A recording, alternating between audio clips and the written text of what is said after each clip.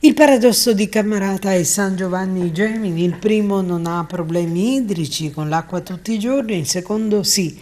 Eppure sono confinanti e praticamente attaccati l'un l'altro, e quanto emerge da una riflessione di Giuseppe Riccobene del PD di Agrigento ed esponente di Legambiente, che evidenzia come, seppur la siccità possa averne una colpa, il problema è piuttosto addebitabile a chi non ha fatto con precisione e correttezza tecnica quanto era nelle sue competenze. Difatti il comune di Camerata gestisce autonomamente le sue risorse e non concede la propria acqua al vicino.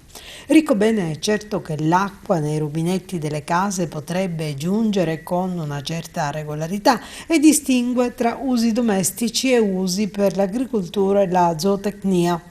Per quanto la legge consenta la gestione autonoma dell'acqua, dice dovrebbero essere posti seri controlli all'intero sistema.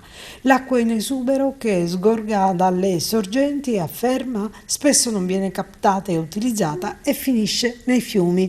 Riguardo al 58% delle perdite che si registrano ad Agrigento, sottolinea poi, va calcolato in questo dato anche la percentuale di furti.